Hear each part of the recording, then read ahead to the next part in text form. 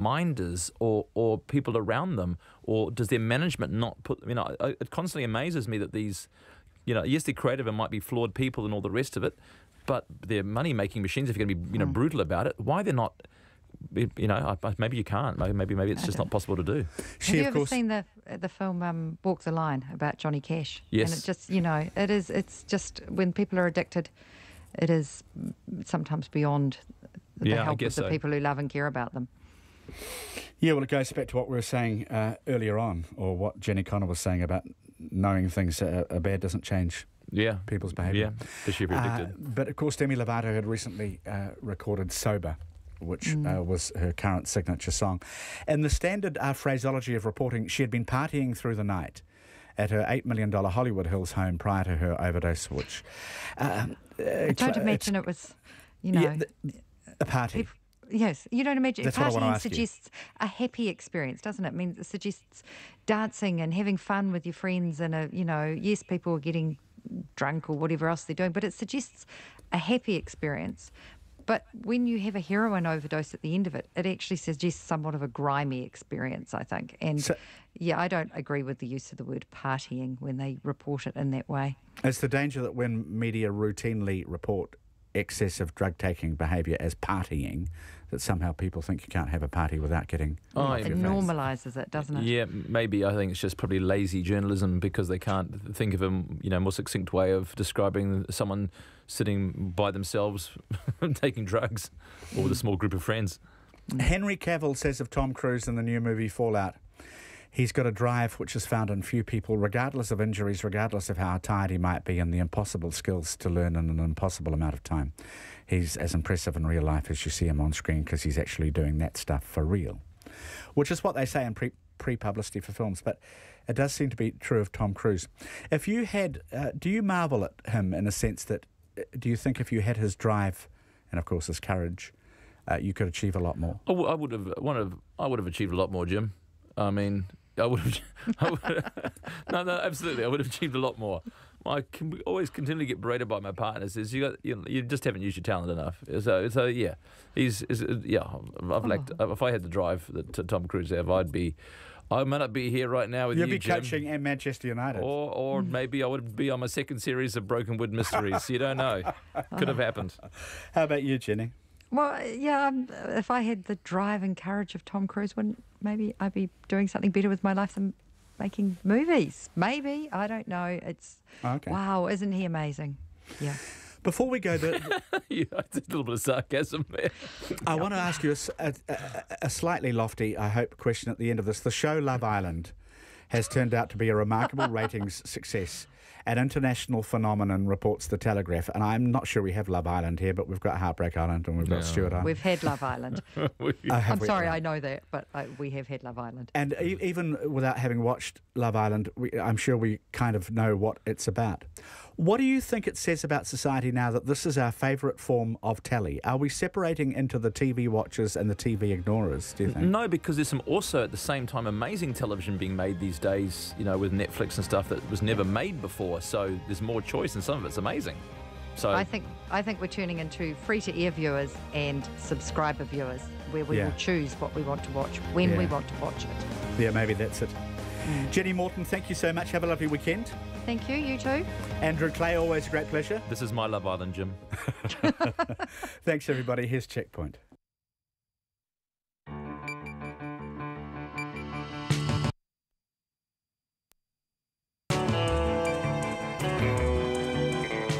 Tō marai, hoa mai he kōrero, kei te haere, he kaupapa, kei te karawhia. Welcome to Checkpoint, everyone.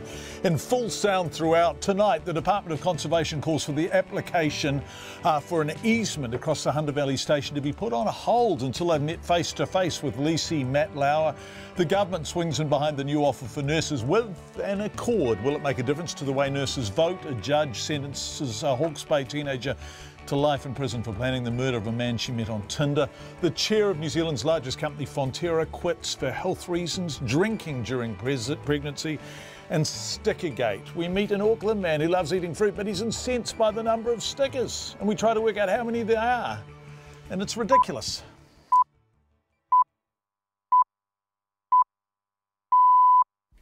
RNZ News at 5. Kia ora, good afternoon. Ko Katrina Bat and aho. The Health Minister is promising nurses that a new agreement will lead to better staffing in hospitals. David Clark says too much has been expected of nurses, but he'll change that. Our health correspondent Karen Brown reports. A new accord announced today will require district health boards, the Health Ministry and the Nurses Union to deliver better staffing under an existing system known as Care Capacity Demand Management. DHB say the system hasn't been used consistently, and the accord will give nurses confidence that hospitals will provide staffing where there's a need. A strategy will also be developed to help retain nurses and midwives. The accord will be signed on Monday, the day before nurses begin voting on the latest pay offer in the long-running row over pay and staffing. The Nurses Union is backing the accord, saying nurses' voices have been heard. Ko Karen Brown aho. Antibiotics are being offered to all University of Otago students and staff at Studholme College after a student was diagnosed with meningococcal disease. The drugs have also been offered to people who had close contact with the student. It's the third diagnosed case at the college this year. The disease is spread by coughing, sneezing or contact with liquids from the nose and throat. The Southern District Health Board has confirmed the student is doing well in Dunedin Hospital. The judge who sentenced a Hawke's Bay teenager to life in prison for planning the murder of a man she met on Tinder has described his killing as callous and brutal. Rosie Lewis pleaded guilty last month to robbing and murdering a 30-year-old Indian national, Sandeep Dhiman, whose body was found in a ditch north of Napier in December last year. She's since been sentenced in the High Court in Napier to a minimum non-parole period of 11 years. A Napier teenager, Sean Karoria, was last month jailed for life with a minimum non-parole period of 12 years after he pleaded guilty to stabbing Mr Dhiman 9 times. Justice David Collins says Lewis stood by while Karoria stabbed and kicked Mr Dhiman, making him return again when she noticed he was still alive. Mr Dhiman's experienced a slow, violent and painful death. Your actions displayed complete contempt for his life and a total lack of humanity. That is to say, you displayed callousness. Justice David Collins reduced Lewis's sentence by 5 years because of her young age, low IQ and difficult upbringing. The Minister of Health says research showing nearly a quarter of women drink alcohol during the first 3 months of pregnancy is worrying. The findings are part of the Growing Up in New Zealand study that's following nearly 7,000 children from birth until they're age 21. The study found that while 71% of women drank alcohol before becoming pregnant, 23% continued through the first trimester and 13% continued to drink further into pregnancy. The Minister, David Clark, says he believes women know the risks but drink alcohol anyway. I'm encouraged by the work of the Health Promotion Agency, that if you know the story around if you don't know, then don't drink. But clearly, ongoing work is required because it's deeply concerning that some people are still choosing to drink even when they know that they're pregnant. The Minister of Health, David Clark. The Mayor of South Taranaki is hoping new Fonterra leadership works on improving the public perception of the company. Ross Dunlop, who's also a dairy farmer, says the timing of the departure of the Fonterra chair, John Wilson, while the company is still looking for a replacement for its chief executive, is not ideal. Mr Wilson has stepped down for medical reasons. Mr Dunlop says it would have been preferable if the chair could have stayed on until a replacement was found for outgoing CEO Teo Spearing. North Korea has transferred 55 cases carrying the remains of American soldiers killed in the Korean War as part of an agreement made in a landmark summit in June in Singapore. A United States military transport plane flew to an airfield in North Korea's northeastern city of Wonsan to bring the remains to Osan Air Base in South Korea. More than 7,700 US troops who fought in the Korean War remain unaccounted for. The Chief Fire Officer says a Hutt Valley industrial building that burnt for most of the day will probably be demolished. Crews were called to the Gracefield building early this morning and crews are still at the scene tonight monitoring hotspots. The building housed a number of businesses, including a furniture company, which is where the fire started. Fire and Emergency Local Area Commander Gavin Dunphy says the building's owners are now working with their insurers and the Hutt City Council as to its future. He says it's hard to tell how much the furniture fueled the fire, as there's not much left to go on. There's not a lot left to see what was in there, to be honest. There's a whole lot of chair frames, there's a lot of packing material, stacks of material where the fire has been deep-seated, and that's why it's taken us so long to extinguish it. Fire and Emergencies, Gavin Dunphy. It's 5:05. Sport. The boxing trainer Kevin Barry says New Zealand heavyweight Joseph Parker is in the best shape of his life ahead of his comeback fight against British boxer Dillian Whyte. The two square off in London on Sunday in Parker's first fight since his loss to Anthony Joshua in March. Barry says Parker is well prepared for the fight. We've sparred 102 rounds in 4 weeks. We've never ever done that. We arrived here in London with a lot of confidence. You can see my fighter beside me. He looks in great shape. There is something burning in Joseph Parker's belly at the moment, and he cannot wait to get into the ring with Dillian Whyte on Saturday night. Kevin Barry. Australian Angus Gardner has been appointed to referee the Super Rugby final next weekend in his maiden Super Rugby final appointment. The 33-year-old Australian referee made his Super Rugby debut in 2012. He's refereed 60 Super Rugby matches and in 2018 has taken charge of 13 matches.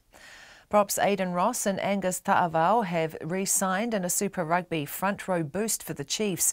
Ta'avao has signed through to 2020, while Ross has extended his contract until 2021. Brumbies co-captain Christian Le'Ifano has put an end to uncertainty surrounding his future by signing a new one-year deal with the Super Rugby club. That's the news. Tonight on Nights, country life goes up the value chain in King Country. Tammy Nielsen and Friends are our Friday night live act. We've got hundreds of harps for the weekend. And there's a sonic tonic dedicated to blood. Kaylee Halpin from Maritime New Zealand joins me. Kaylee, was this tragedy aboard the Platino due to inexperience or panic? Yeah, that's certainly a word you could use. I mean, I wouldn't choose to use the word panic, but certainly I can imagine I'd be certainly pretty terrified. That's Lately with Karen Hay, 10 p.m. weeknights on RNZ National. Met Service weather through to midnight tomorrow. Northland to Kapiti, including Coromandel Peninsula, Bay of Plenty and the Central High Country. Fine spells and a few showers. Some showers may be heavy and possibly thundery, mainly today. Gisborne, Hawke's Bay and Wairarapa, mainly fine with high cloud at times. However, a few showers about the ranges and about the Tararua district. Gale northwesterlies in exposed places of Wairarapa, including the Tararua district tomorrow. Wellington, Nelson and Marlborough mainly fine, the odd shower this afternoon. Canterbury fine. Bulla, Westland, Fiordland, also coastal areas of Southland and Clutha. Periods of rain or showers, some heavy and possibly thundery at times. Strong and gusty westerlies about south coasts. Remainder of Otago and Southland, mainly fine today. Brief showers this afternoon, scattered rain tomorrow. And the Chatham Islands, fine spells and a few showers. It's 5:08 and you're listening to Checkpoint. Thank you very much indeed, Katrina Batten, and thank you everyone for being with us. Welcome to Checkpoint on a Friday evening. Coming up, the government offers nurses an accord, stickers on fruit, and sentencing in a high-profile Hawke's Bay murder trial. All of that coming up. But we begin tonight by returning to the Hunter Valley Station, the controversial New Zealand home of American multimillionaire Matt Lauer. And we can reveal arrangements are being made for the CEOs of the Department of Conservation and Land Information New Zealand, LINZ, to meet Mr Lauer when he visits in September for the first time in 10 or 11 months. There's been some confusion on where DOC stands on all of this, but DOC's Director General, Lou Sanson, has told Checkpoint that Matt Lauer is being open and encouraging about access, and until they meet face to face, the application for an easement should be put on hold. Here's our producer, Bridget Burke. DOC's Director General Lou Sanson travels by boat to go camping in the Hunter Valley every year. He says the area has much to offer both trampers and fishermen. And when the Walking Access Commission contacted DOC in January about enhancing public access to the station with an application for an easement, our local staff agreed with that. About 3 weeks ago, a high country farmer phoned me and said, hey, I actually think we might be able to get a direct deal with Matt Lauer, and encouraged us from going down that angle. And I communicated that to Lynn's, and I was greatly encouraged by this high country farmer who said, I could actually bring you together and probably make this happen. And really, that's what I'm trying to do. American millionaire and former NBC television host Matt Lauer purchased the 90-year lease to Hunter Valley Station for $13 million last year. The Overseas Investment Office approved it after he passed a good character test and agreed to conditions, which included allowing the public some access and increasing farming operations. But the Walking Access Commission is now seeking an easement to a 40-kilometre road that winds through the Hunter Valley Station, which Mr Lauer says passes just 30 metres from his homestead. Mr Lauer told Checkpoint exclusively on Tuesday night an easement was not necessary, as only a handful of people had ever been denied access to his property. Ask them to give you the names of the people who've been refused access. We've asked them that. We said, tell us the people who've complained, because we've got our logs, and we'll have a log of when they called, and the log will show that they were granted access. The only time, as I said, I believe out of more than 100 requests, only 3 or 4 people were denied, and that's because there were farming operations at the time that didn't make it feasible. Doc's Lou Sanson says gaining access for him has never been a problem. I've always assumed you couldn't get up there, so I've never asked. Digby Cochrane's family sold the pastoral lease to Mr Lauer last year. Mr Cochrane now manages the station for Mr Lauer and told Morning Report that it was untrue Doc's office in Wanaka had been told to withhold the station's contact details. We've never said that to the Doc office in Wanaka. I don't know why they don't have our number. We're in the phone book, we're on Google. If you Google us, we're in the white pages. Mr Cochrane said his family had allowed people to drive through the property for the past 4 decades, but the public had to have a valid reason to visit, have a suitable vehicle and be aware conditions could be tough, especially in winter. You have to ring and ask permission. It's and providing they've got a good four-wheel drive, the rivers aren't high, we're not doing stock movement at the time, then yeah, it's good as gold. I mean, we've run a successful tourism business here for 40 years. Up the valley, and we've never had any complaints. Doc's Lou Sanson says following a discussion with the CEO of Land Information New Zealand, Andrew Crisp, and Mr Lauer's lawyer, Graham Todd, an easement may not be necessary. He says he, along with Mr Crisp, plan to meet Mr Lauer when he visits in September.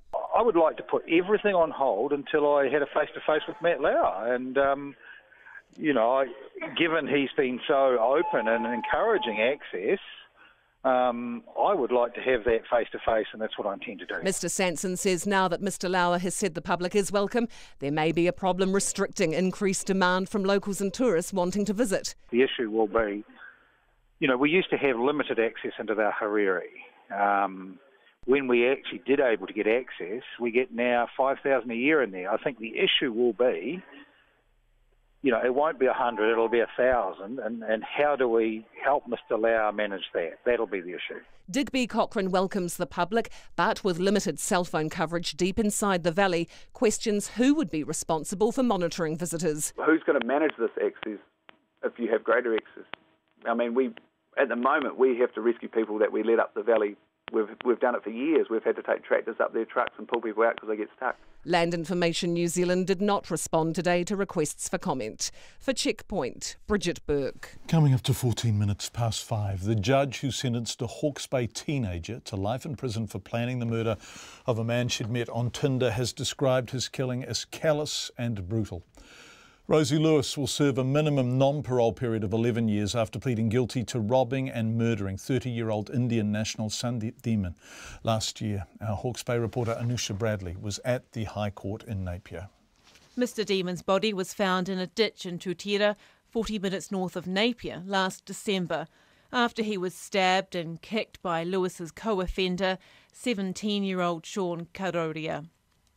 He was last month sentenced to life in prison, with a minimum non-parole period of 12 years. Dressed in a blue denim shirt, Lewis sat in the dock and showed no emotion as Justice David Collins described how Lewis, who was 17 at the time, arranged the murder days in advance. He said Mr Demon experienced a slow, violent and painful death. The murder involved 9 stabbings with significant force. Mr Demon was left to die, but managed to stagger back to the vehicle where he called out for help.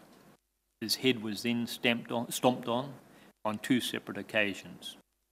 Not only did you stand by, fully aware, and do nothing, you actively alerted Mr. Kawaria that Mr. Demon was still alive so he could return and inflict further violence. Mr. Demon's experienced a slow, violent, and painful death. Your actions displayed complete contempt for his life and a total lack of humanity. The Crown Prosecutor Steve Manning argued Lewis should be given the same sentence as Karoria, claiming she was the mastermind who manipulated him into committing the murder. Lewis's defence lawyer, Matt Phelps, did not oppose life in prison, but argued she should be given a reduced non-parole period because of her young age, learning difficulties and upbringing. Mr. Demon's 2 brothers watched the sentencing via a video link from Sydney, and Justice Collins read victim impact statements from his family, including his mother, who was struggling to understand his death. She finds it particularly difficult to understand how you could so mercilessly point out that her son was still alive so that Mr. Kawaria could finish him off. She experiences self-blame because of what you did. She says that her son was a cheerful and happy person who had left a positive impact on everyone around him and who loved life. She had the awful experience of finding out about her son's death on what would have been his birthday. She is devastated and says that she can no longer live an ordinary life as her son's death will haunt her every day. Justice Collins took off 5 years for her age and troubled background, which included drinking alcohol and taking methamphetamine and synthetic cannabis from age 14. Members of Lewis's family wept as the sentence was read out. She'll serve 3 years for aggravated robbery, a sentence that will be served concurrently. In Napier for Checkpoint, Anusha Bradley. 17 minutes past 5. The Health Minister has today directly addressed the issue of safe staffing, dangling a carrot in the form of an accord in a direct bid to reassure nurses the government is meaningfully addressing concerns about their workload. Nurses are due to start voting on Tuesday on the latest pay offer from DHBs after walking off the job earlier this month for the first time in nearly 30 years. The nurses' organisation is recommending members accept the offer, but there's understood to be still widespread concerns about safe staffing levels. So today, Health Minister David Clark announced district health boards, the Nurses Union and the government will sign an accord on Monday designed to improve oversight of staffing levels in public hospitals. Earlier this afternoon, the Minister explained how that would work.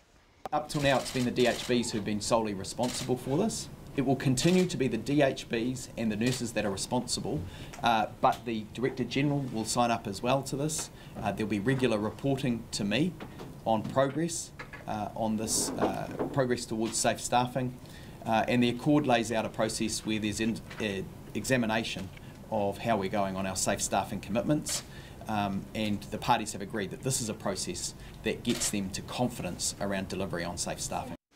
Confidence. Given that bargaining with the nurses began last year, David Clark was asked why the accord is being unveiled now. This is something we've been concerned about. We obviously made the commitment after the recommendation of the independent panel to put 500 more nurses towards safe staffing.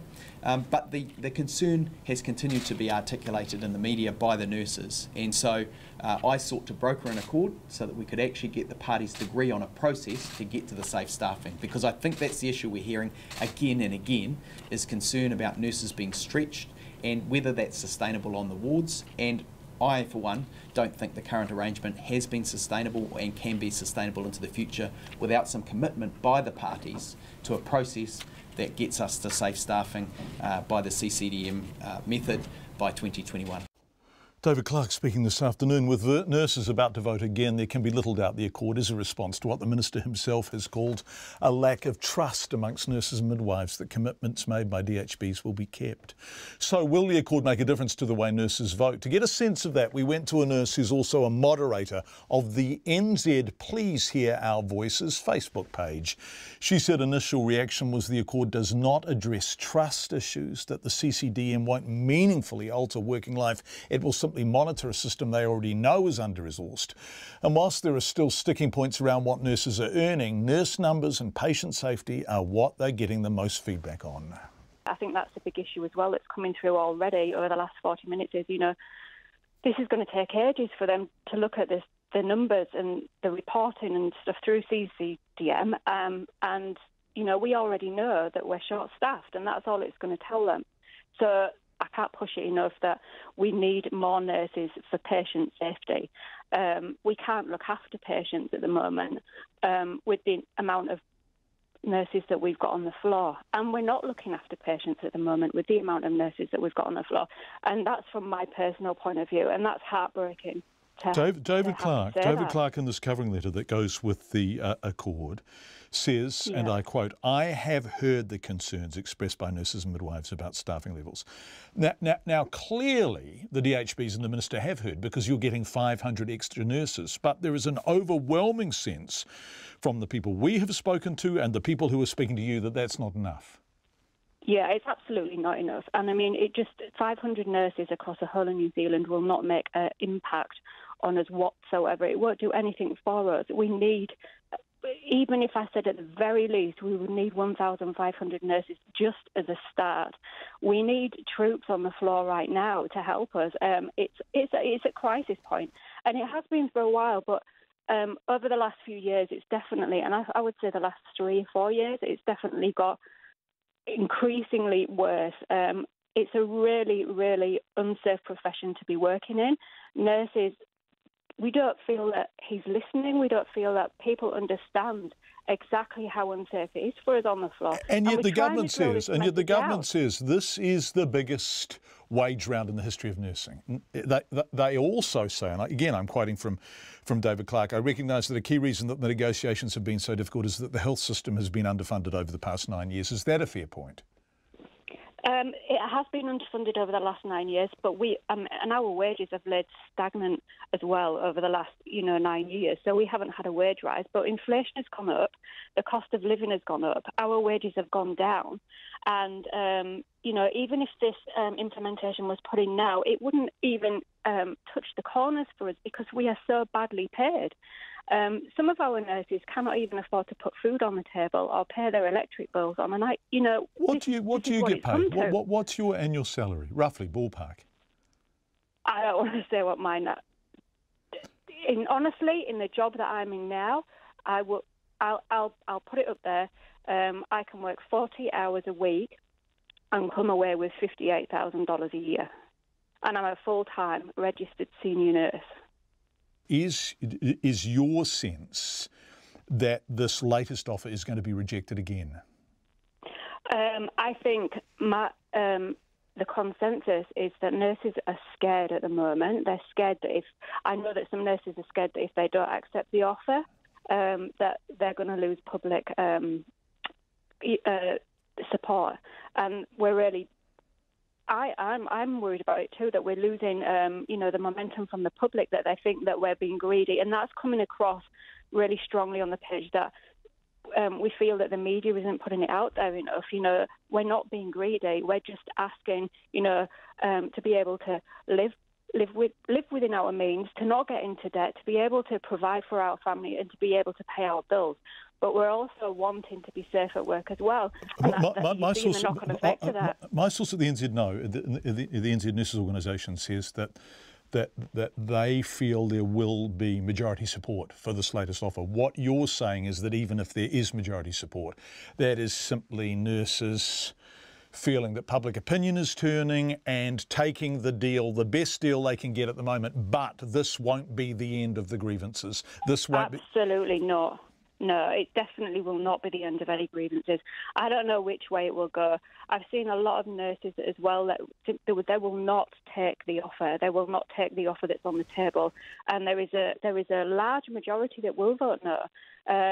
I'm not sure about the majority that will vote yes. I don't know how close it's going to be. But this is not about a yes, no, yes, no. This is about the future of nursing. And I think at least all nurses, whether we vote yes or no, are on the same page. We need to address safety. We need to address our wages. We need to address understaffing. We need to be safe when we go to work. And that's not going to stop just because we get a pay rise. So after this after this goes away, I think that you're going to see that the movement very much so gets stronger and stronger and works towards making New Zealand nurses, and nursing a safer place. So it's definitely not going to be the end of it. just sign if this MECA goes ahead. I think that you will see the movement grow, and I think that you will see nurses continue to be angry about their working environment until something's done about it. That's a nurse who is also a moderator on the NZ Please Hear Our Voices Facebook page. We would love to hear your voices, nurses, if you are out there and listening. Text us 2101 or email checkpoint@radionz.co.nz. 25 minutes past 5. We turn now to something very small in isolation, but extraordinarily large, bizarrely large when added up. The tiny stickers on pieces of fruit. I suspect we've all noticed them with varying degrees of surprise, bewilderment, and maybe even annoyance. But have you ever considered how many there are and what happens to them all? Let's guess a conservative average, 4.7 million people eating one piece of fruit each a day. Some of you will eat much more. My son has returned home from school with the same apple every day for about the past 6 weeks. But if we multiply that by 365 days a year, we get an awful lot of fruit eaten in New Zealand. This at a time when we're desperately trying to cut down on plastic, which is what most fruit stickers are made of. And we're staggered by the fruit that has stickers on. A Checkpoint listener became so exercised about all these stickers, bless him, perhaps hundreds of millions being pulled off fruit in New Zealand each year. He wrote to us, and by golly, did he have a point to make. And did he make it with a singular commitment? Our reporter Zach Fleming and cameraman Nick Monroe went to visit him.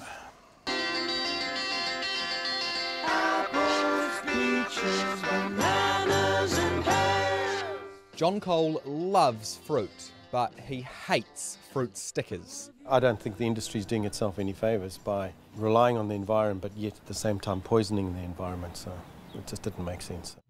He's a man on a mission to get rid of what he sees as just more plastic pollution. Stickergate, he calls it, and it all started with a newfound keen interest in horticulture, particularly composting. John went all in. I went to the field days and had a look, and then you went to field days and came back with a mulcher. Yeah, well, in Howick. He recycles everything. Even meat scraps go in the compost at John's house, though they don't go in the mulcher. And what John started noticing is that throughout every step of the process, fruit stickers are practically indestructible. Put it through here, you can see here's one. Oh yeah, there's a sticker. It's come through already. I'll just shake it in. He sieves one shovel worth of compost to show me how bad the problem is. How many stickers have you got? 1, 2, 3, 4, 5, 6, 7, 8 stickers. John, you can still read the number on the barcode here, 94008623, and that's after 4 months. Yeah, yep. Fruit stickers are almost exclusively plastic. They do not break down. Because it's so small, people sort of tend to see it as insignificant, but when you take 5 billion insignificant pieces and you put them all together, it's actually quite a big problem. They are recyclable, but have you ever recycled a sticker on a piece of fruit? No, they find their way into my worm farm usually. Never. Oh wait, nah, that's not true. Not consciously in the last wee while, but... What's wee while? How old are you? 30. And when was the last time you consciously recycled a sticker on a piece of fruit? Can you even remember? No. What do you do with them?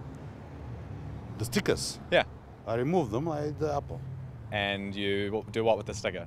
Throw it in the rubbish, which is the normal... What do you do with it?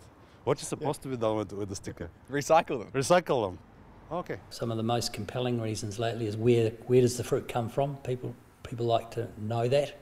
And for merchandising loose fruit at varying different prices, the consumer does not want to be overcharged. Tony Sale from Jenkins FPS, by far the biggest fruit sticker maker in the country. Horticulture New Zealand says growers also want stickers because of exports. It's about branding. Here's CEO Mike Chapman. If it doesn't have a label, the consumers, the people who shop in Japan and Europe, they won't buy it. And then what about stickers like this, where it's literally just a picture of a kangaroo? What is the point in this? There are compostable stickers on offer, but they won't compost in backyard operations like John's, only in commercial composts. And regardless, growers don't want them, Tony Sale says, because they're 30% more expensive. Are you having trouble with producers taking up those compostable labels? It is up to the producer to make that decision. So we need to be labelling these pieces of fruit. So do we just need to come up with a better way to do it that's not a plastic sticker? Yes, and look, we're consumer driven. We give the consumers what they want, but that's the feedback we get from our premium consumers. That's what will happen. So what do consumers want? I went to a supermarket in central Auckland today to ask people if they'd miss stickers on fruit. What do you reckon? Do we need to be putting stickers on fruit? Not really. No. What should we do then? You want to get rid of them? Sell them as fruit. Just sell the fruit. I think it's unnecessary myself. These are made out of plastic, right? Yeah. Do you think they're necessary? No, I don't think they're necessary. Would you care if they disappeared? No, I wouldn't care. Wouldn't even notice. Now, obviously, there are worse pollutants and bigger issues, but John believes we should still care about the smaller ones, stickers on fruit, because that's how we'll save the planet. Small changes.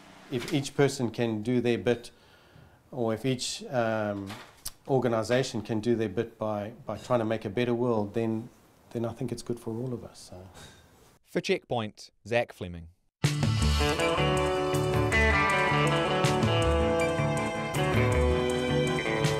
You are with Checkpoint on RNZ. We've still got the fruit on the table. I mean, we spent $20 on it. We don't want to waste it, so let's have another. There it is. Feedback coming in on that already. Do text us fruit on stickers. Sorry, stickers on fruit. Do we need it? 2101. Also, coming up on the program, a massive fire in Lower Hutt destroys at least 2 businesses. A new study reveals nearly a quarter of women drink alcohol during the first 3 months of pregnancy.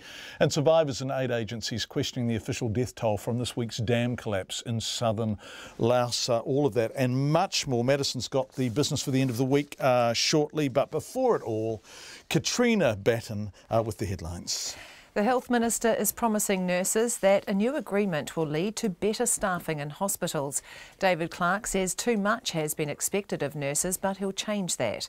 A new accord announced today will require district health boards, the Health Ministry and the Nurses Union to deliver better staffing. The accord will be signed next week when nurses begin voting on the latest pay offer and the long-running row over pay and staffing.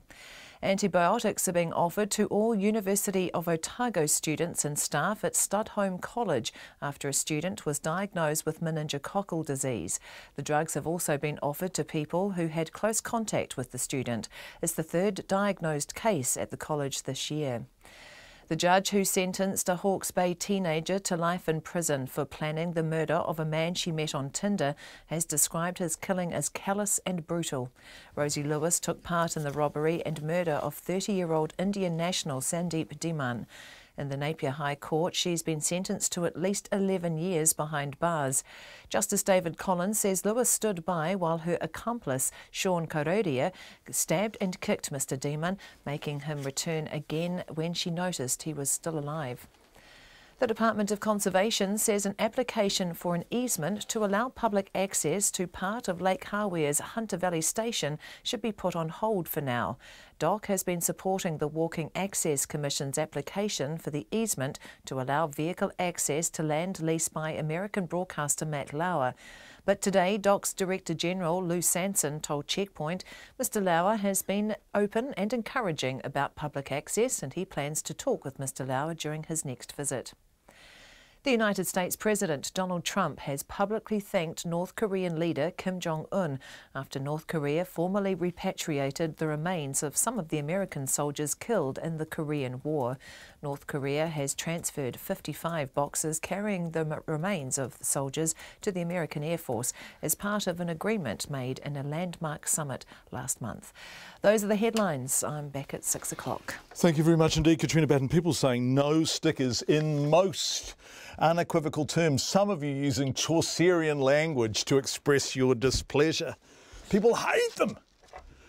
Right, we'll have more of your feedback in somewhat less emotive terms coming up. But the chair of New Zealand's largest company, Fonterra, has quit for health reasons. John Wilson has been chair of the dairy giant cooperative since 2012, and prior to that was on the board of the dairy giant. But today Fonterra announced he stepped down after undergoing a serious operation that will need continuing treatment. Here's our Rurals reporter, Maya Burry.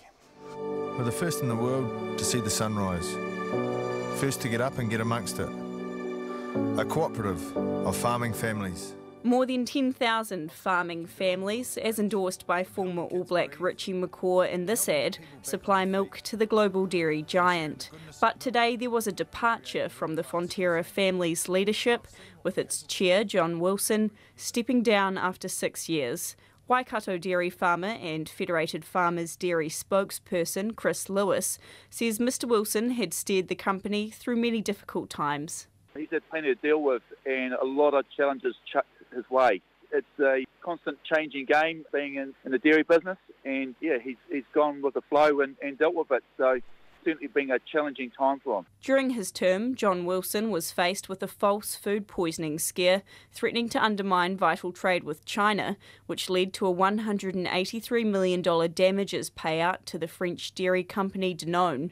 That helped depress its bottom line, with the cooperative in March reporting a $348 million loss for the first half year. An extra problem is the thicket of government rules and regulations dating back to the company's creation in 2001, which are now up for review.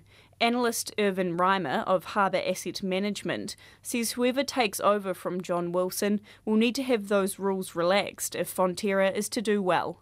There's going to be some really tricky issues to run the business going forward, because they still have capital structure problems that aren't going away.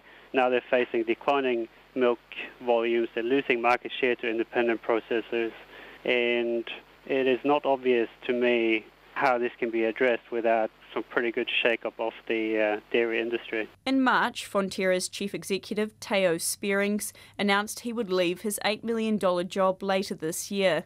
His replacement has not been announced, but the board has moved quickly to replace John Wilson, handing the role of chair to John Monaghan, who has been on the board since 2008. Fonterra dairy farmer John Gregan, who milks just over 1,000 cows in South Canterbury, says he's surprised at Mr Wilson's sudden departure, which isn't ideal while Fonterra is still looking for a new CEO. It would have been better if John had been able to stay on for longer and the new CEO had been put in place before we saw changes also, as chairman of the board. So it's not ideal, but we'll accept that. John Monaghan, who's replaced John at the board, is very experienced. He's been on the board for a long time. So we're not losing too much there as far as experience goes anyway. South Taranaki Mayor Ross Dunlop, who is also a dairy farmer, says Fonterra has a major impact in the area, given the number of local dairy farms and 3 factories that employ thousands of people. He hopes when a new team comes on board, they will focus on improving the public perception of Fonterra. I'd be very supportive of, upping the game in that area. There is a lot of work going in with liaison with farmers, with riparian planting, environmental issues, that does tend to get a little bit unrecognised, within the media, etc.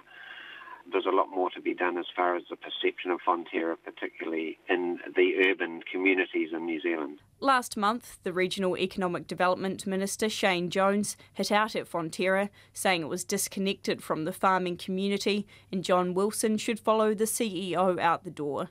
Mr Jones couldn't be reached for comment today. For Checkpoint, Maya Burry. Well, let's stick with business a bit longer because Madison Reedy is in the studio beside me. Hi, Madison. Hi. What a story this is. Facebook has had the largest ever single-day stock drop in the history of Wall Street.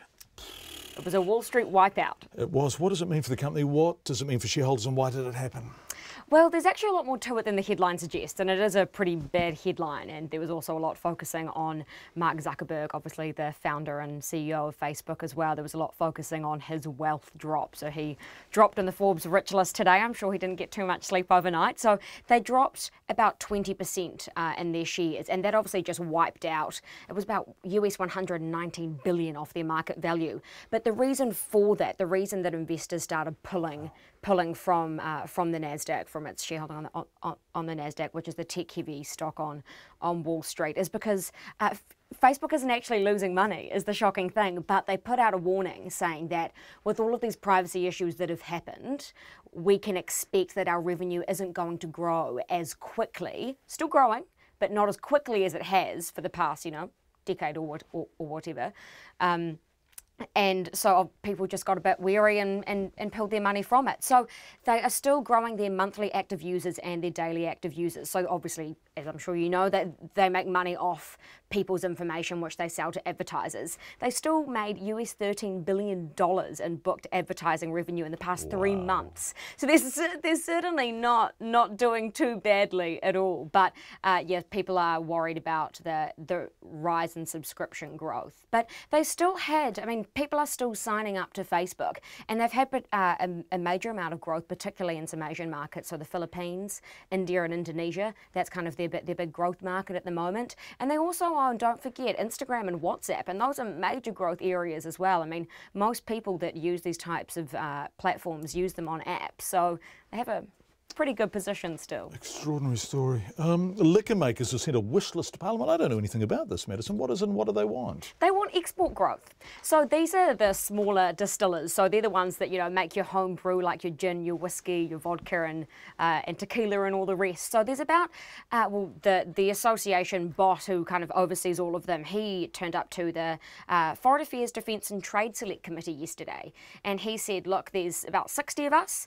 Only about 10 to 15 of us at the moment are exporting, but we reckon we can all do it. And he thinks that within a decade, if they can all do that, they would create an export value of about 50 to 100 million within a decade, which is a lot of money to New Zealand's economy. And what they told the select committee was that they wanted to form a group called the Distilled Spirits Aotearoa, and they want to work with the New Zealand Trade and Enterprise, but they did have that little wish list in there as well. So they said that they didn't necessarily say we want this, but they flagged their very high excise tax as something that was in the way. So they pay about $52 per litre of pure alcohol, which is about double what wine and beer makers have to pay. Right. Thanks, Madison. What happened on the markets today to end the week? We had a bit of a last-minute Friday night surge, actually, as I was watching. So the NZX Top 50 Index closed up 0.7% or 64 points to close at 8996. The New Zealand dollar's buying at 67.8 US cents, 91.8 Australian and 51.7 to the British pence. Madison Reedy, thank you very much. Have a fantastic weekend, You Madison. too. Madison was talking about alcohol. Nearly a quarter of women drink alcohol during the first 3 months of pregnancy, with some, a smaller number, drinking heavily. That's according to the findings of the Growing Up in New Zealand study, which is following nearly 7,000 children from birth until they're aged 21. The study found while 71% of women drank alcohol before becoming pregnant, 23% continued through the first trimester and 13% continued to drink further into pregnancy. Here's Annika Smith. The study concludes drinking is common for New Zealand women, particularly Pakeha and Māori, with some drinking heavily during pregnancy. And it's the latter who most worry the medical director of the Royal New Zealand College of General Practitioners, Richard Medlicott. From the research coming through, the real concern in particular is those who continue to drink heavily. We know that alcohol addiction and alcoholism is a real problem and would be really advocating for good services to help those people who are putting their babies at really high risk. Manurewa GP Vicky Mount is shocked that nearly a quarter of women drink alcohol during the first trimester. That seems high, surprisingly high. I suppose we typically might only see a patient once in that first trimester when they come in for the initial pregnancy consult. So we don't have a lot of, necessarily if they're not a regular patient or someone we see all the time, we might not have the opportunity to review it with them in the way that we might in another setting. And Vicky Mount gives clear advice when pregnant women ask her if they can have the odd glass of wine. There's no safe limit that we know of, and there are risks, and ultimately it is their body and their pregnancy, but that's the advice that I would give. Otara GP Ali Sekikawa agrees, saying the evidence backs a no alcohol while pregnant approach. Just being on the safer side, really. Why would you want to risk any harm? And it's just easier just not to, like no tolerance, like just zero. Auckland University Professor Chris Bullen says the consequences of drinking during pregnancy can be serious. We estimate that possibly between 600 to 3,000 children are born every year with fetal alcohol spectrum disorder, which is this cluster of intellectual impairment, learning difficulties, behaviour problems and growth impairment. Chris Bullen says the government should take a tougher stance on the alcohol labelling, set a minimum price and curb its availability in a bid to tackle New Zealand's drinking culture. The Minister of Health, David Clark, concedes the research findings are worrying. I'm encouraged by the work of the Health Promotion Agency, that if you know the story around if you don't know, then don't drink. But clearly, ongoing work is required because it's deeply concerning that some people are still choosing to drink even when they know that they're pregnant.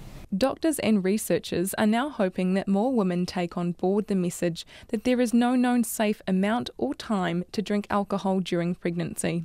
Mō te hōtaka o te ahiahi nei, ko Annika Smith tēnei. Gosh, we asked for feedback from and about nurses and we have received it, a striking amount of feedback.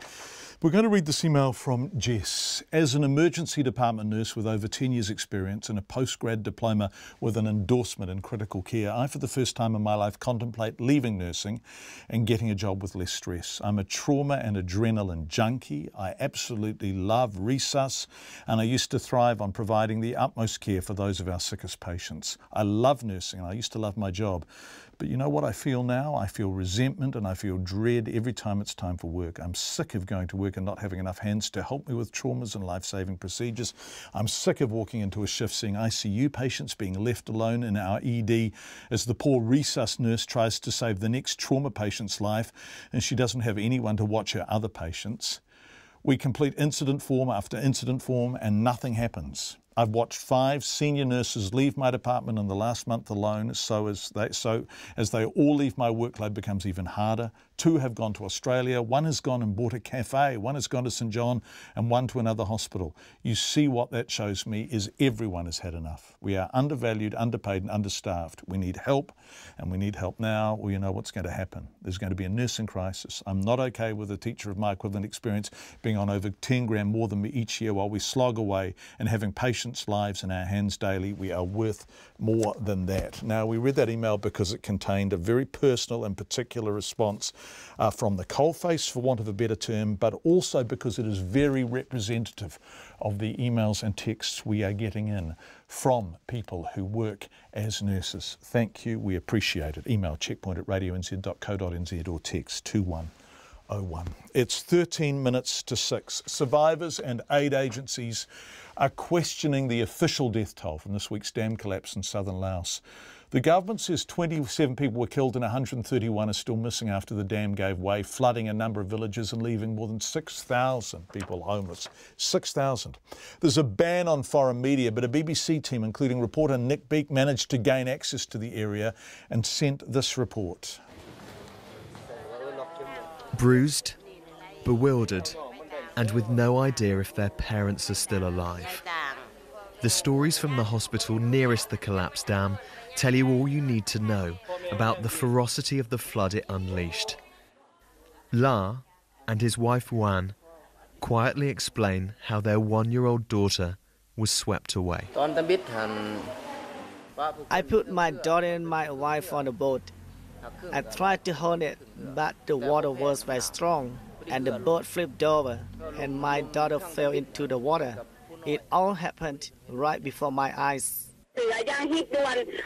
It's feared as many as 3,000 people are still stranded in this part of southern Laos. Their rooftops now islands in a murky sea of despair. The authorities are reluctant for the world to see this and so have banned foreign journalists. But we managed to press on undetected and find more survivors. Well, we've just found this shelter where hundreds of people are now gathered. They want food, water, blankets, medicine if they need it. Talking to people here, they all tell you the same story. They had very little time to escape. Their homes have been destroyed by the floodwater, and this now is the reality of their life. This evening, on the border with Thailand, new teams are arriving to help survivors and to retrieve the dead. harnessing the power of water was supposed to turbocharge the country's economy. But this disaster has plunged Laos into a humanitarian crisis. And there are concerns the regime will keep the true human cost shrouded in secrecy. That was Nick Beek from southern Laos. The torrent of water from the dam collapse has also drained into Cambodia, causing flooding and the evacuation of entire villages. Meanwhile, in Greece, grief is giving way to anger as rescuers search the blackened land for bodies and any miraculous survivors 3 days after a wildfire destroyed a village outside Athens, killing at least 82 people. The details are devastating. We've all heard the stories of people huddling together. Now come the questions. How did the fire start? Could they have been fought better? Could more lives have been saved? From Reuters, here's Scarlett Svetanovic. Sorrow turning to anger in Greece. Marti residents confronting the country's defence minister after a wildfire destroyed their village, killing at least 82 people and injuring nearly 200 more. This woman yelling no one was notified. The fire engines didn't come and the village was left to the mercy of God. One official has suggested residents should have been evacuated earlier. At the scene, hundreds of rescuers are continuing to search the scorched ground and coastline for survivors. Dozens of people are still missing, including 9-year-old twin sisters. Officials say it's unclear if some of the missing are among the unidentified dead. Reuters' Deborah Kivrakasaios says that brings into question the next issue, which will be how to identify those people that were wholly consumed by the flames. The question will have to be raised now about DNA testing. And of course the question of whether this area had been prepared, had been ready for such an incident has also been raised. But really at the moment there are so many residents that are just saying they're just happy to be alive. With the death toll expected to rise, relatives are clinging to hope their loved ones will be among the survivors. Nothing happened to her car, the house wasn't burnt, so where is she? I believe she's alive. Where are they? They went somewhere. Where could they be? The cause of the fire is still unclear. One theory being examined is that the blaze was deliberately started in 3 locations at the same time. Local authorities say strong, unpredictable winds would have made even the best executed evacuation plan futile. But firefighters did tell Reuters some water hydrants in the area were empty. An Athens prosecutor is reviewing the way the fire was handled. Scarlett Svetanovic from Reuters reporting there, 8 minutes to 6. So much feedback coming in from nurses and so much feedback coming in about stickers with some choice language. Get rid of them. Those little bastards could survive the apocalypse. What arrogance to put a label on nature. I've got one here. It's a lemon. I'm just going to hold. Where is it, Kelvin? Sorry, I've just moved it away. It wasn't shot and I moved it off. There it is. Thank you. It's a lemon that says lemon. It does say New Zealand on the top, but really, in terms of sticker action, it's hard to imagine one less required than that.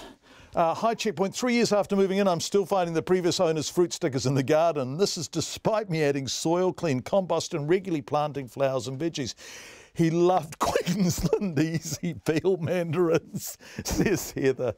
That's excellent. John, don't get me started on these fruit stickers. Absolute insanity. I get so sick of digging them up in my compost after a year. Why on earth are they not biodegradable? Please ask the industry as they need to get their act together, says Josh. Thank you, Josh. Beth says, good on this guy. I really wish I'd spoken up too. They really piss me off, especially when you find them all through the compost. It's so irritating. Ellen says, I'm so pleased that you're talking about this. We compost food waste at our Point Chev community garden. Point Chev is not far from Central Auckland. And on Wednesday, we've had a gutsful and decided we want to go on a fruit sticker odyssey. I found many stickers as good as new in compost more than 5 years on. Another listener says, oh dear, I always thought they were edible. Says Jamie, I think some of them are actually, Jamie. Stickers on fruit are a nuisance, loathsome plastic stupidity, but yummy labels saved and put onto yummy sticker sheets then given to schools are a wonderful source of PE equipment for schools. Lots of schools rely on them. Yummy stickers have a purpose. I saw a yummy sticker here. I think it was on an apple. Yummy. Hold on, I just moved it out of shot again. Yummy. Right, thank you. We'll have some more feedback in a moment. Remarkable how annoyed you are by stickers. We really appreciate hearing from you.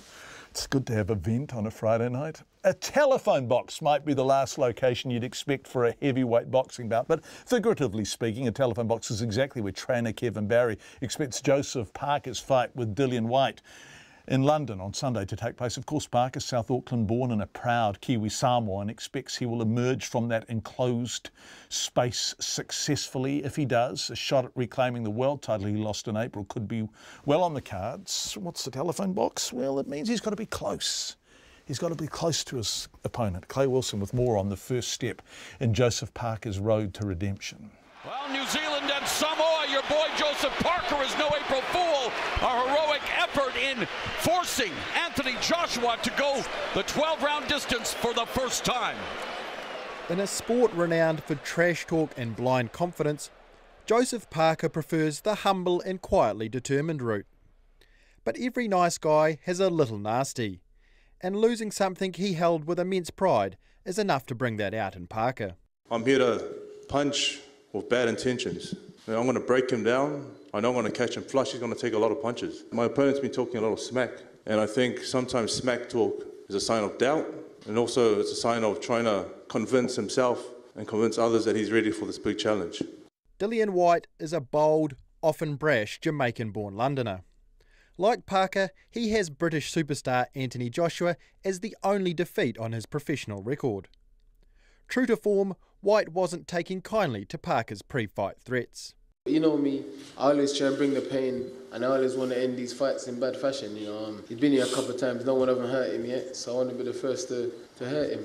Prediction is pain, pure pain. If Whyte ends up being right, it will be an unpleasant first for Parker.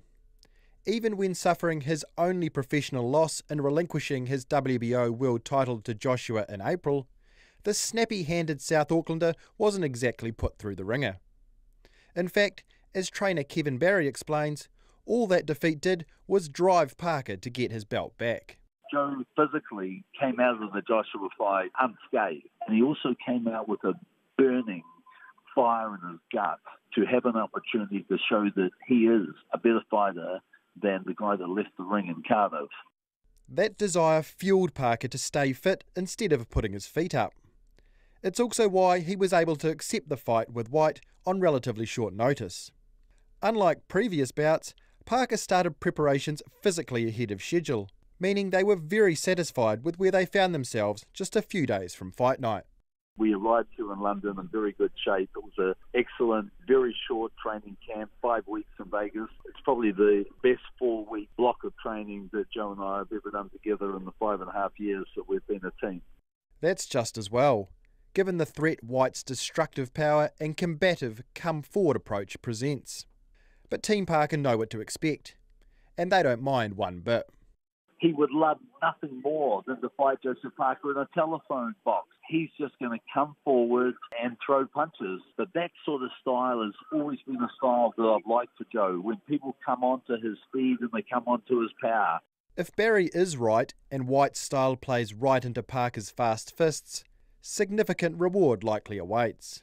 Joshua's promoter Eddie Hearn has already told the Kiwi fighters camp they will be next in line if American world title holder Deontay Wilder turns down an offer for a unified championship bout at Wembley Stadium next April. It's a potential opportunity Parker is well aware of, and it's exactly why victory is not the only thing on his mind. It's important to win, and it's important to win in a great fashion. We want to put on a dominant performance, and if we do win, there's a great possibility that we'll be fighting for a championship of the world again. And so if the loser will go down the ladder and wants to work their way up again, it'll take a while to get back to the top. A lot to be gained, but a lot to be lost. For Joseph Parker, the second option has no part in his plans. Moti hotaka otia hipo nei, ko Clay Wilson aho. Boy, oh boy, there's a lot of feedback on stickers. I always leave them in the shop. They're rubbish, they're problem, says Ken. I hate stickers too, but I like to know where my fruit is from. Fruit could easily be sold as something it wasn't without some labelling, so no to plastic stickers, but yes to compostable stickers. I think you're the first person who's spoken up in favour of stickers, albeit you don't want the plastic ones anymore, and we really appreciate the alternative take on it. Jeannie says, yeah, so pleased someone's standing up about fruit stickers. They're such a pain. I spend at least an hour every time I distribute the compost, pulling out the stickers we missed and putting the compost out. Geez, what did they do? Geez, that's G-E-E-Z. What did they do before we had stickers? Those manufacturers of stickers are being irresponsible. Now I'm making a conscious effort to pull them off at the checkout and leave them with the supermarket, and if I'm feeling particularly annoyed about them, I'll stick them somewhere in the fruits section. You're not the only person who's saying that. In fact, we've got a plum from California. I'm deeply ashamed to say we got a plum from California. That's just because Zach At least it tells you. Yeah, it says from California, but it's got 2 stickers on it. So somebody, someone who bought the plum beside it, took the sticker off and whacked it on. I would say the stickers cover about 10% of the plum surface area, which is just a little bit ridiculous. But also those little the numbers on them, they help you if you're doing your own self-service at the supermarket, and you can put those numbers in, and it tells you. 3, 4, supposedly, 4, you type it in. If you can, I don't know. Well, stickers are stupid, says this person who reads them, and while I take them off, some still end up in the compost. So annoying. Good work, John, for pushing for their removal. Judy, we're not pushing for their removal, Judy. That's not how RNZ behaves. We're objectively reporting about their removal. RNZ News at 6. Ngā mihi nui, good evening. Ko Katrina Batten aho. The Department of Conservation wants to put a hold on an application for an easement to allow public access to part of Lake Hawea's Hunter Valley Station. DOC has been supporting the Walking Access Commission's application for the easement to allow vehicle access to land leased by American broadcaster Matt Lauer near the Hawea Conservation Park. Mr. Lauer says an easement isn't necessary because he's never denied anyone access to the road.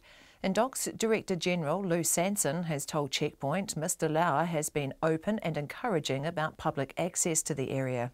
I would like to put everything on hold until I had a face-to-face with Matt Lauer. And, you know, given he's been so open and encouraging access, I would like to have that face-to-face, and that's what I intend to do. Mr. Sanson says he plans to meet with Mr. Lauer when he's in New Zealand in September. A nurse says a new government agreement to address nursing woes will merely monitor a system that's already known to be under-resourced. Today, the Health Minister, David Clark, promised nurses that a new accord will lead to better staffing in hospitals. It'll require district health boards, the Health Ministry and the Nurses Union to deliver better staffing under an existing system known as Care Capacity Demand Management. But a nurse told Checkpoint that staffing is at crisis point and inexperienced nurses are forced to deal with complex situations alone. They were given 7 patients to look after on that shift on their own with no backup or no help, and it's just unacceptable. How can we live like that? How can we nurse like that? We can't do it. And this is true, and this is real life. And these are the stories that we need the public to hear. The nurse says the accord won't meaningfully alter work life for nurses. Nurses begin voting next week on the latest pay offer from their employers. Antibiotics are being offered to all University of Otago students and staff at Studholme College after a student was diagnosed with meningococcal disease. It's the 3rd case diagnosed at Studholme College this year, Tess Brunton reports. The Medical Officer of Health, Keith Reid, says multiple cases at a college are rare.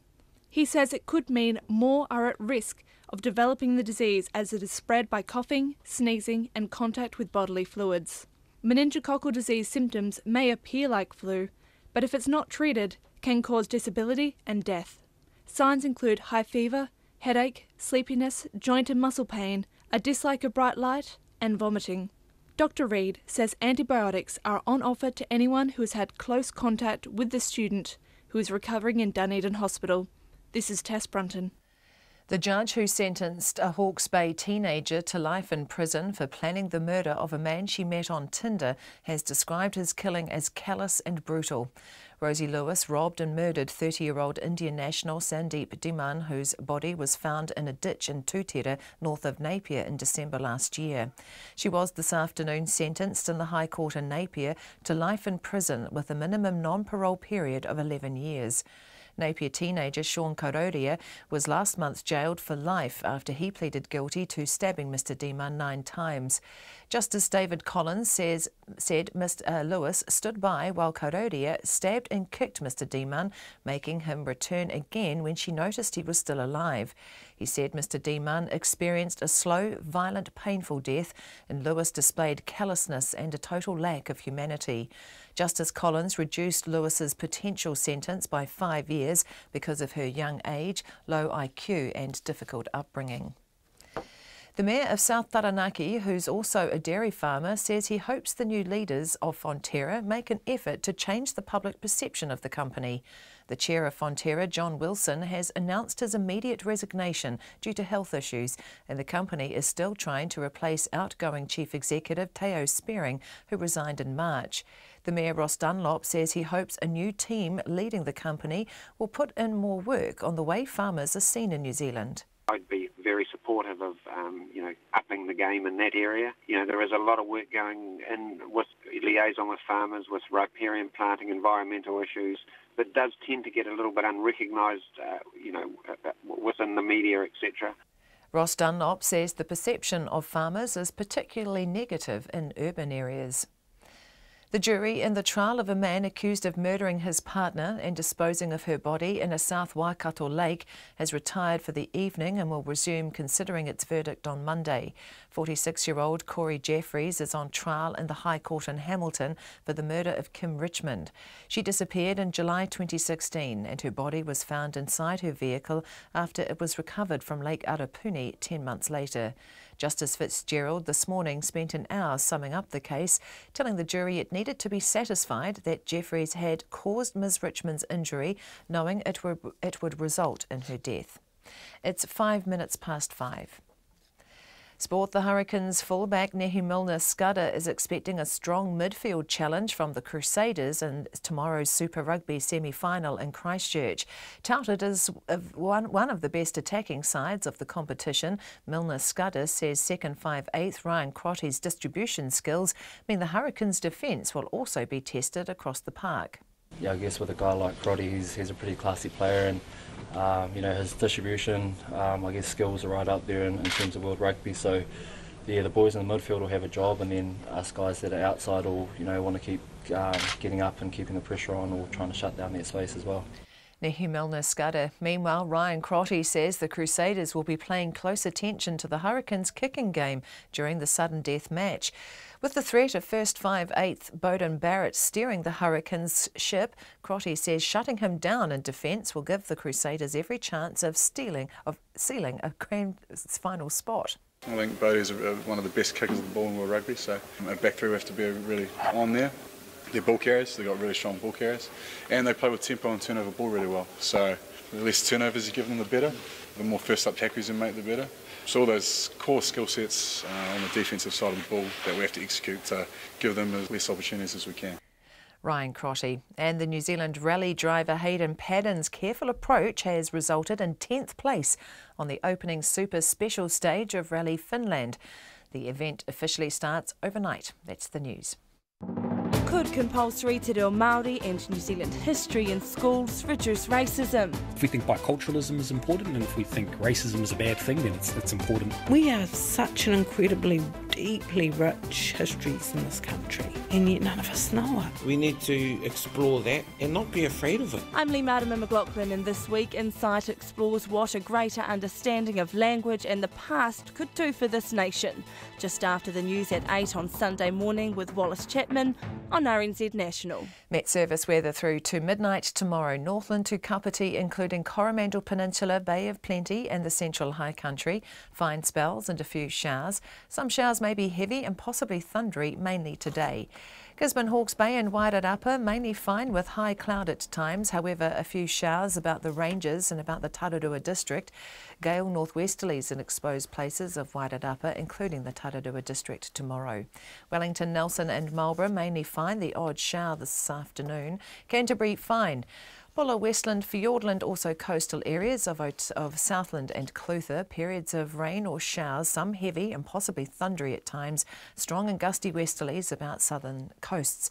For the remainder of Otago and Southland, mainly fine today. Brief showers this afternoon. Scattered rain tomorrow, and the Chatham Islands, fine spells and a few showers. It's 6:08 and you're listening to Checkpoint. Thank you very much indeed, Katrina Batten, reading the news with fruit all over the desk. Lovely. It stinks of fruit in here now, doesn't it? It's nice though. Is it? Can you juggle? No, can you? No. Oh. So shame. Oh, I think we could have been that'd juggling be- fruit here. yeah, That would have been fun. decided. Go the Hurricanes. Go the Hurricanes. Although the Canterbury haven't lost, the Crusaders haven't lost at home for 2 years I know, it's all and have looking very never dodgy. lost a home playoff game. No. Probably the Lions are coming for next weekend's. Yeah, that's a big ask, isn't it? Anyway. Yeah, anyway. Go the Canes. Thanks, Yeah, KB. Have cool. a good weekend. You too. Will a staffing accord unveiled by the Health Minister be enough to reassure nurses who are about to vote on their latest pay offer? David Clark announced today, he's the Minister of course, that district health boards, the Nurses Union and the government will sign an accord on Monday designed to improve public hospital staffing. Nurses have been at loggerheads with DHBs for months now in a row about pay and staffing. They are due to start voting online on Tuesday on a fifth revised offer, which is backed by the Nurses Union.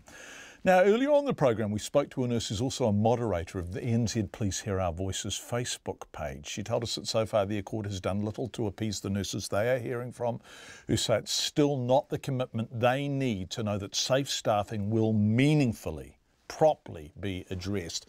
She talked about it in a very big picture way, and as the interview went on, we asked her for some examples of when understaffing had put patients at risk, and here's what she told us. So one personal for me would have been that I was working on a PM shift, which is, afternoon until 11:30 p.m, and I had to work over until 4:30 in this particular case. And on that evening, I was the only nurse on to look after critical patients that were coming out of theatre. And on that particular shift, a baby came out that was... It was born by IVF, so it was to a mother who was really, really anxious. She'd waited for years and years to have this baby, and I was there to look after her. And the hospital was short-staffed that night. There was nobody on. I didn't have any backup at all. There was a team in theatre, but they were doing a thoracic case that night and couldn't come out. And the baby started gurgling and stopped breathing for a little bit. And I wasn't trained. I'd only been in that unit for a couple of weeks when I was in that situation. So I did what I could. I rung the alarm bell and nobody came. And I eventually managed to get hold of a phone after I'd managed to suction this baby and ring down and asked for an emergency team to be sent upstairs, and nobody came. And I rung again, and nobody came. And the buzzer was going off for ages. There simply was no emergency staff for me in that hospital for 50 minutes, and I was left on my own to deal with that emergency for 50 minutes. So the emergency team at that point were with another emergency, and there was nobody else that they could send me. So that's one case that I can tell you that personally I've been involved in. There's other cases that are going on that I can tell you about a nurse that's wrote into us that is in the mental health team of nurses, and they have been assaulted 41 times in their career. 5 times they've been hospitalised. And this particular nurse absolutely loves her job. She loves doing her job, and that's why she stayed. She's passionate about making a difference.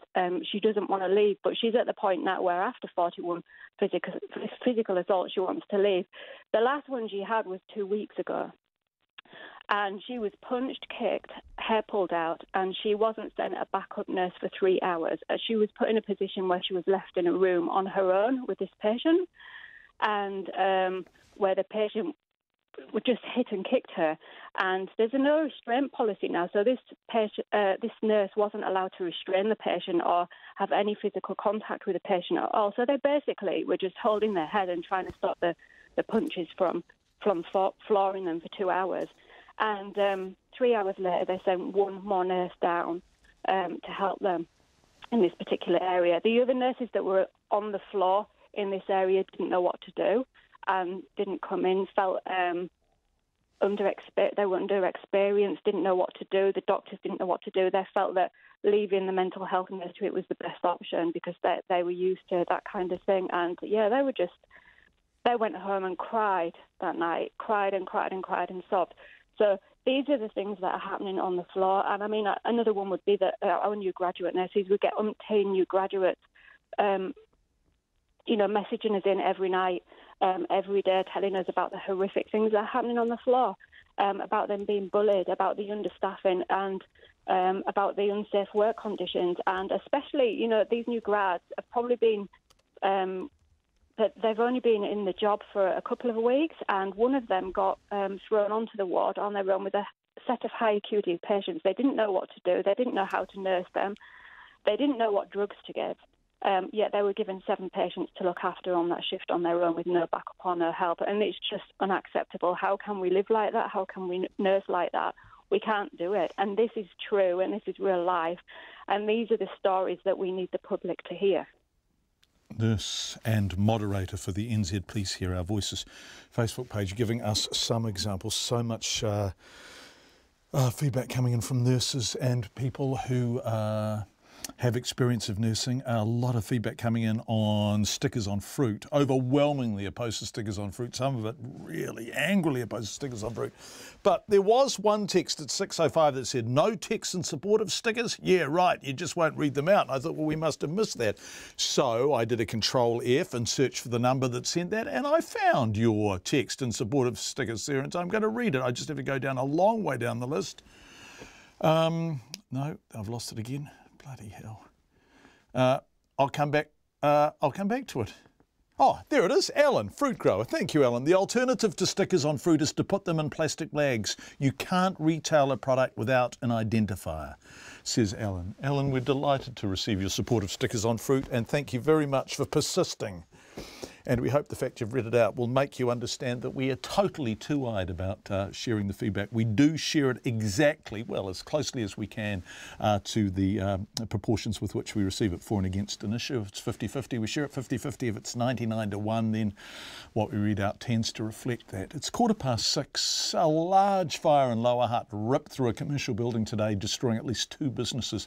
8 days ago, just metres away, a scrap metal company went up in flames. However, there's no indication the fires are linked. Bizarre. The latest building to burn had an asbestos roof, and air tests are being done in the area to establish if there are any health risks. RNZ has been at the scene all day, and Emma Hatton filed this report. An automatic alarm system alerted Fire and Emergency just after 6 o'clock this morning to the blaze at Chair Solutions, a furniture-making company on Hutt Park Road. 2 factory workers were inside at the time but got out safely. As 20 fire appliances battled the blaze, people started turning up for work. Thick, dark grey.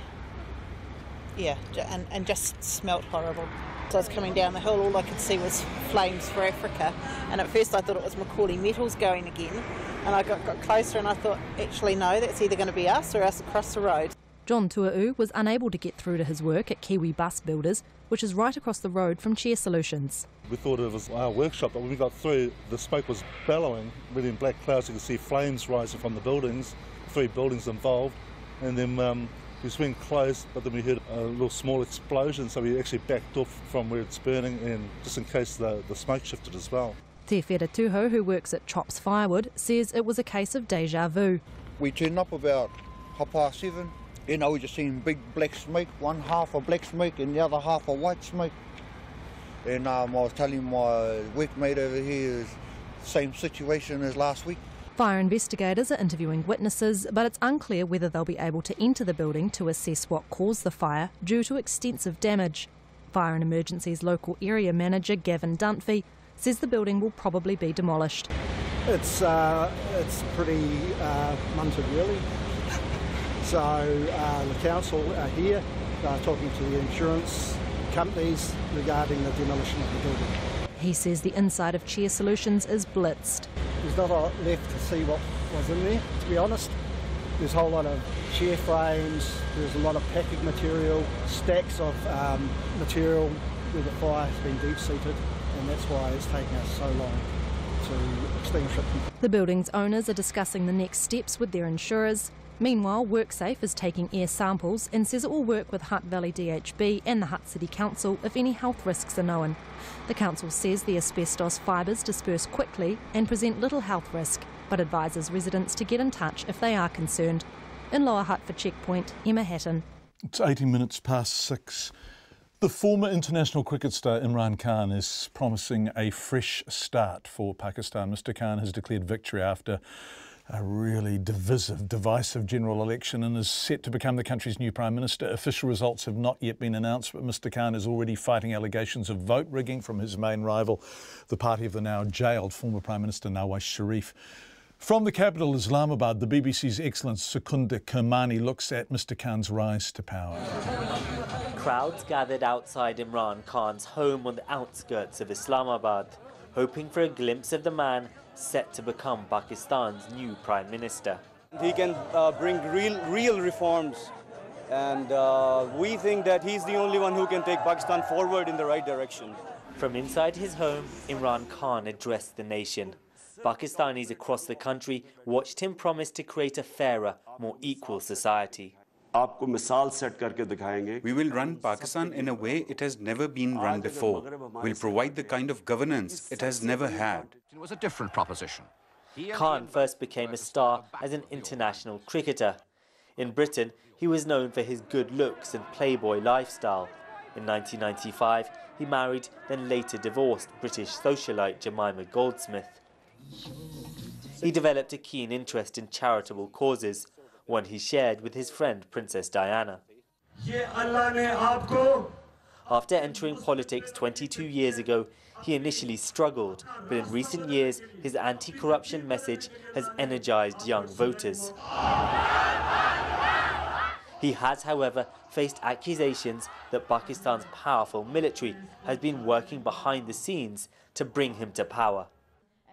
His political rivals have rejected the results of the vote. We will be giving our strategy to the people of the country from a united political front, and will spell out our concerns over these historic rigged elections in Pakistan. Khan's party, though, dismissed those claims. For his supporters, Imran Khan represents a break with the old form of politics, one that was dominated by a few influential families. Imran Khan's promised to create a new Pakistan, but as Prime Minister, he'll face real challenges. Chief amongst them will be reaching out to those who didn't vote for him, as well as the continuing questions about the fairness of this election. Sukunda Kermani reporting there. More feedback coming in on stickers on fruit, and Michelle Cook, our digital editor, has been running an unscientific poll on Twitter asking people if fruit should have stickers on it. 17% of respondents said yes, 68% no, and 15% said they weren't sure. However, your texts and emails are overwhelmingly against. I would say over 90% against. Having said that, those of you who are for are contacting us in no uncertain terms to ask why we're not reading out your texts. I'm just going to go to the next one. There it is. What about my text in support of stickers? Be fair, Checkpoint, says Alison. So, Alison, I've done the same. I've copied your number and Control F, and there it is. I'm going to read it out. Hi, Checkpoint. We need some way of identifying that the produce is from New Zealand. I don't want to buy American or Italian fruit, for example. Can the identifying sticker be made of something else, like strong paper? Thank you, Alison. We appreciate it. The text below that, those blinking stickers. Blinking. Yes, I'm totally fed up with them. The worst thing about my veggie patch, 5 years on from purchasing my place, still picking them out at a rate of 20 per 20 square centimetres. That's quite extraordinary. Sorry, the feedback updates and bumps me off as it goes, as it changes. Why can't they be paper-based if they're really required? Great tip. We'll now start ripping them off at the supermarket. Yeah. Thank you all. Really enjoying your company tonight. It's an absolutely engaged and fun feedback session that's taking place. A lot of support for nurses too. A lot of people who were former nurses saying that it sounds much worse now than when they were working on the wards 10, 20 and 30 years ago. I listened with sympathy to that letter from the nurse, but it was not clear to me what difference it would make to her if they accepted the offer made, asks Yvonne from Levin. 500 extra nurses being offered. It is a substantial increase in numbers, but in terms of nurses working and wards and hospitals in the country, it won't make, many nurses say, an immediate or material difference. 23 minutes past 6, a small red unique car has just gone on display at the Southwood Car Museum north of Wellington. The replica of the first car raced by Bruce McLaren, featured in last year's documentary about the legendary Kiwi-born Formula One driver. Lovely documentary that. Produced and directed by Roger Donaldson. Really charming. I think it's available on Netflix or whatever.